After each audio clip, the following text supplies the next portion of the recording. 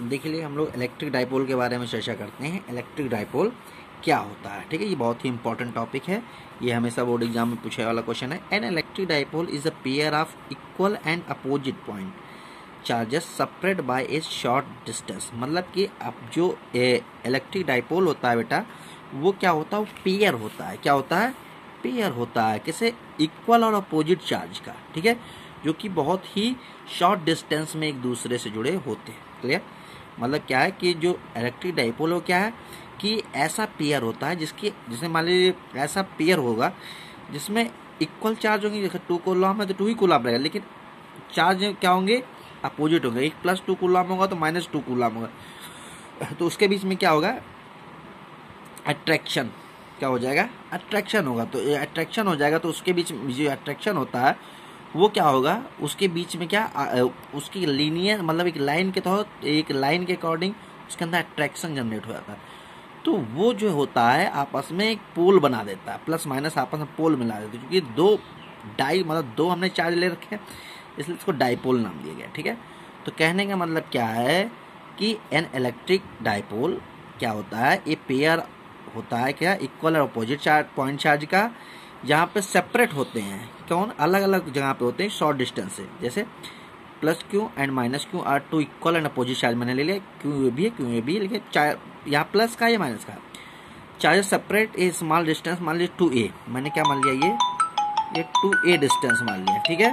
ये क्या है, 2a डिस्टेंस। तो हम लोग क्या करेंगे, हमने क्या, -q है, यहाँ +q और इसकी भी डिस्टेंस 2 है, और यहाँ पे मान लीजिए सेंटर है इसका a।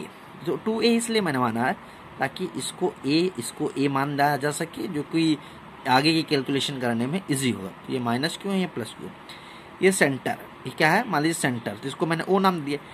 इसकी डायरेक्शन क्या होगी, माइनस से प्लस की ओर। ये बेटा बहुत ध्यान दीजिएगा, ये डायरेक्शन वाली चीजें तो हमेशा ध्यान रखिएगा कि जो डायरेक्शन होगी डाइपोल की, वो माइनस से प्लस की ओर होगी। मैंने एरो देखो ऐसे बना रखा है, माइनस से प्लस की ओर। ये बात ध्यान देने वाली बात है, ठीक है। नोट इसमें ध्यान, द टोटल जो charge of the electric dipole is 0, but this does not mean that the field of the electric dipole is 0। जैसे कि क्या कहने का मतलब है, इसको बहुत अच्छे से समझ लीजिए कि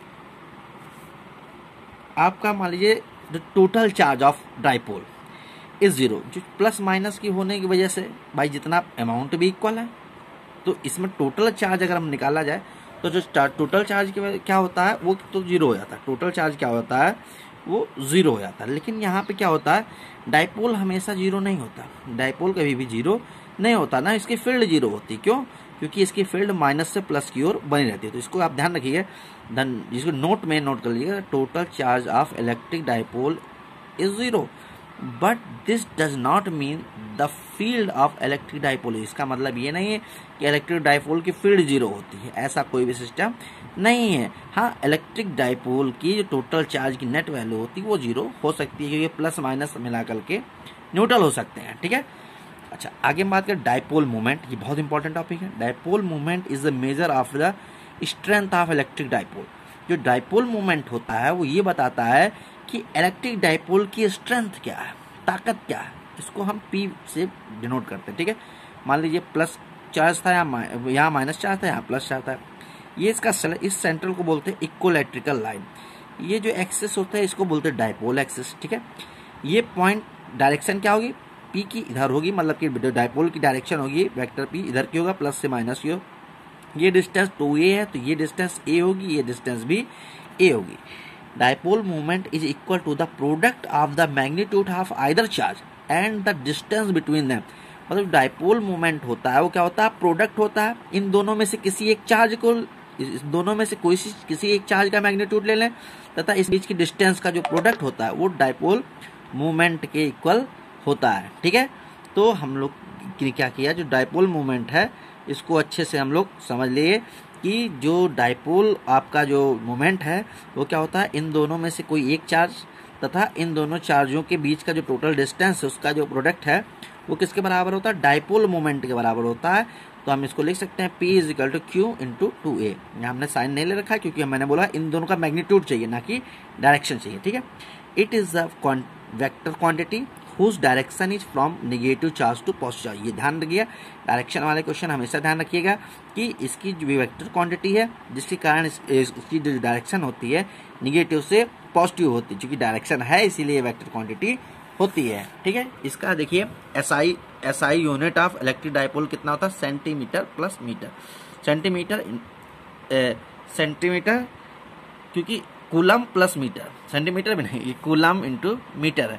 इसका मतलब क्या है कि क्यू की यूनिट क्या है, क्यू की यूनिट कूलम, एंड जो ये आपका 2a क्या है, डिस्टेंस है, तो ये हो गया कूलम इंटू मीटर। क्लियर, तो इसको आप ध्यान रखिएगा। जो डायमेंशन फार्मूला होता है वो होता है m0 L1 T1 A1। आप निकाल लें, कूलम के क्या होता है 80 A इंटू टी, और मीटर का क्या हो जाएगा L, तो m की वैल्यू 0 हो जाएगी, तो L⁴ T1 A1। या ऐसे ले सकते हैं, इसको ऐसे भी ले सकते हैं m0 L T A या LAT, ऐसे भी लिख सकते हैं। ठीक है, या ऐसे भी ले सकते हैं LAT, ऐसे भी लिख सकते हैं। ठीक है, तो इस तरीके से हम लोग लिख सकते हैं। ठीक है, और अगर हमने मान लीजिए मॉलिक्यूल की बात करते हैं, HCl के क्या होता है 3.7 10⁻27, ये डायपोल इसका मोमेंट है। H2O का होता है NaCl को। तो ये आप ध्यान रखेंगे, कभी कभी मान लीजिए एग्जाम में आपसे पूछा जा सकता है। ठीक है, धन्यवाद।